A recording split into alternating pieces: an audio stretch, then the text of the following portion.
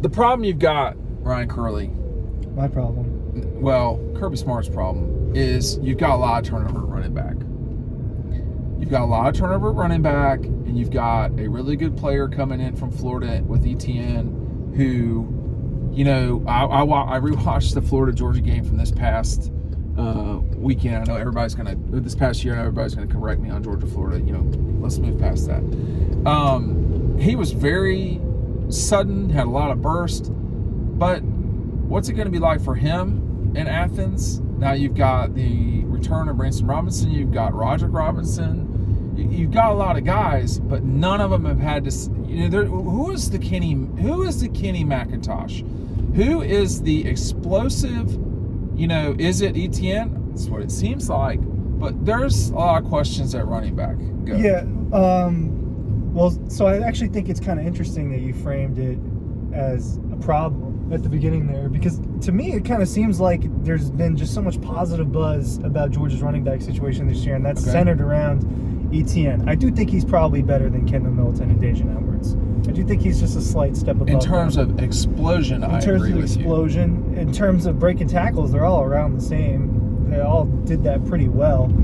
He was really good in a limited situation in Florida where he's competing with Anthony Richardson and other running backs for touches.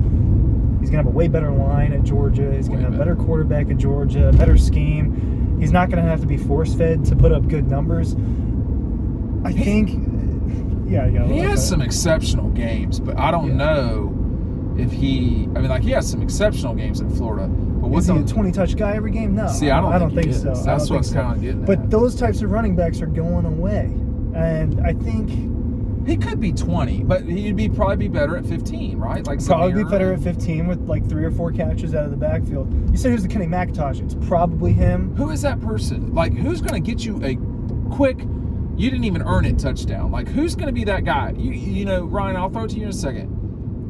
When you are playing championship football, you just steal touchdowns like with just like out of nowhere plays. James Cook against Tennessee in 21, or Stetson against Tennessee in 21 with that, you know, the dead leg or whatever.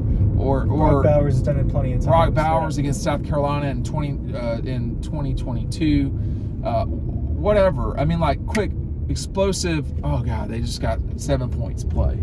I think that the 2 freshmen coming in are pretty exciting. Do you expect them to get on the field a lot? I don't know. Nate Frazier, Dwight Phillips Jr. Go watch the clips. Guys are fast. Well, that's why it's extremely fast. I think that they could get roped into this. But no, that's not what Roderick Robinson is. That's not what Branson Robinson is. And we don't know what version of Branson Robinson we're going to see because big knee injury. Apparently he was getting cleared right after spring practice. That's what Kirby said. Hasn't been any word on that since then. No, hasn't been anything going on. So these last 3 months are the dead months for college football. But I just think that ETN is a little bit more dynamic than them. Now, I don't know that their running back room is necessarily improving in a big way, but there was just a lack of stability with those 2 guys as your top guys last year because they weren't healthy. They were hurt. Kendall was hurt for 4 years.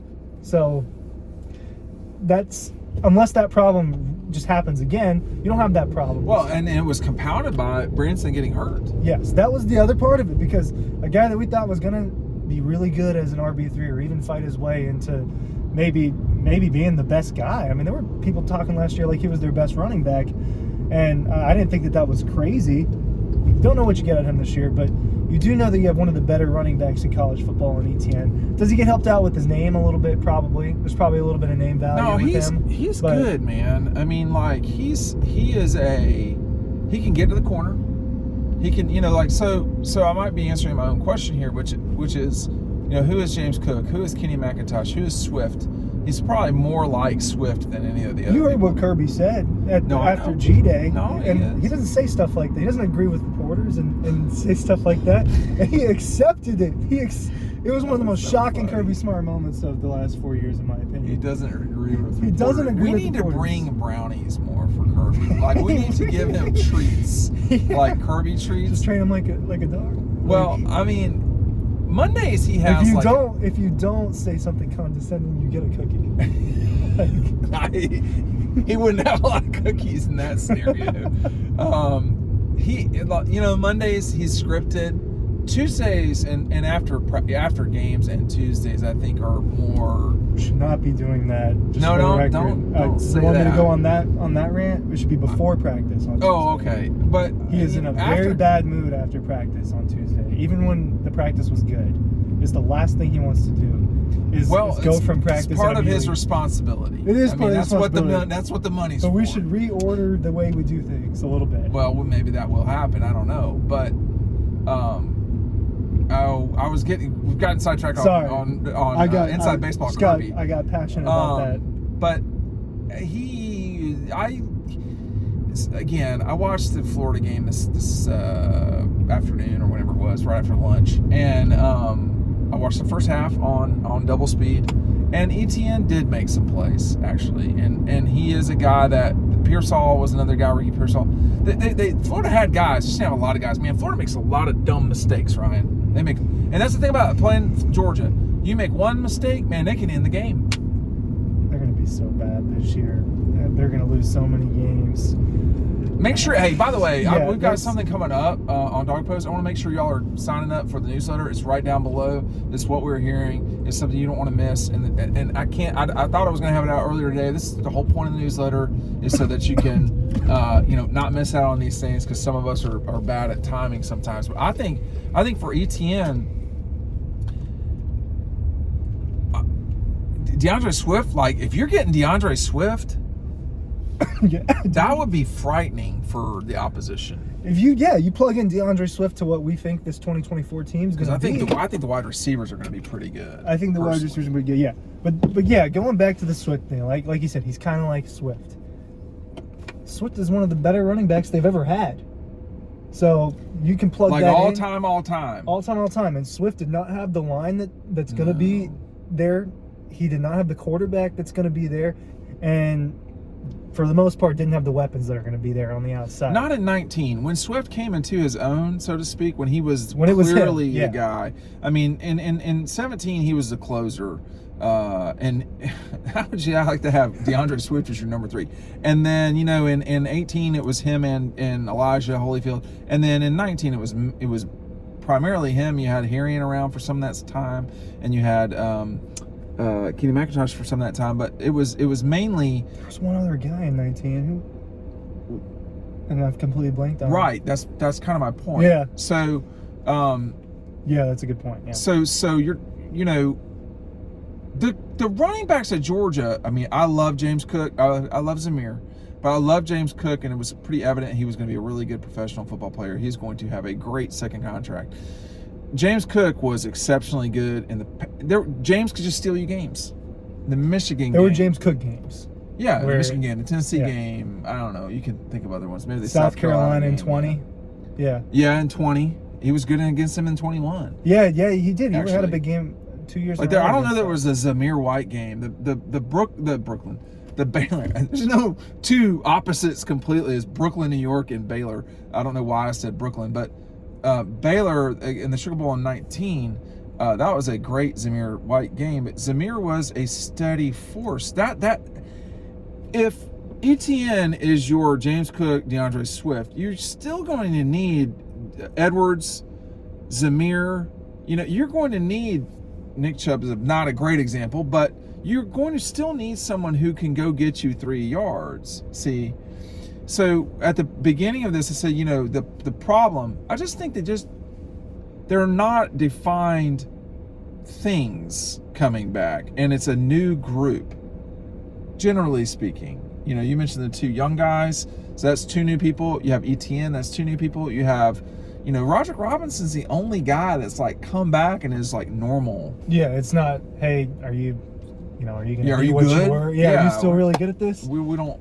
No, it is different, and he's got a lot of potential. He's like a certain type of back, right? Roger. Just a big guy. He's not going to have those 70-yard runs or those 60. Well, neither runs. is maybe he'll break one I off. don't think. Branson. Excuse me. Yeah. Yes. That's why did they go out and recruit 2 Broderick Robinsons at the running back position? That's on them. It makes our life really hard. But well, he's also not Broderick Jones. That's my fault. Broderick He's Jones. quite clearly not Broderick Jones. Broderick Jones getting 2 mentions. I mentioned him in a video today. 2 mentions in one day for Broderick Broderick. Jones was a great get for Georgia. He was. Do they win the national championship in 21 without putting Broderick in there, without James Cook and Zamir? Like James Cook had a huge play in that game. Huge. Correct. And this gets back to my point. So Broderick Jones, maybe I never thought I could transition into this, but I'm going to. Broderick Jones, they put him into the national championship game and things started changing. Mm-hmm. The James Cook run helped, but it started to change things. Alabama had the lead in the fourth quarter of that game. I don't know if people forget that or not or what. Can they take, what is this year's running backs version of Broderick Jones? Is it ETN? Because if it's ETN, there you go. ETN solves a lot of problems if he's healthy the whole time. I don't know if he's going to play in the first game or not. I would imagine he will. I would imagine. Kind of thought we'd heard We'll about see. that by now, right? Well, the legal process, I guess. But that's my question / thing to you is, they're going to have this thing figured out at running back. Very rarely has Kirby Smart, with or without brownies, very rarely has Kirby Smart entered a season without questions answered or having a good answer to a question.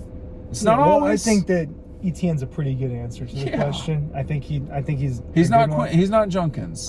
It's just but no, he's good. He's not Junkins or he's not the top tier of running backs in college football, which is like 3 or 4 guys, but he's good enough to where he's better than the 2 guys they just had from what we've seen. At least, who knows? Kendall Milton could have been better than what he was. But you got to play. He's got to play, and there's ifs with that. But I think that he can be better than both of those guys if you supplement it with what you have behind. What you have behind is inexperienced but diverse in what you have. You got speed, you've got tackle breaking, you've got size. I think as a collective group, they have all the different types of talents. It's just a matter of, is it going to be Etienne's backfield, or are they really? Is it going to be committee?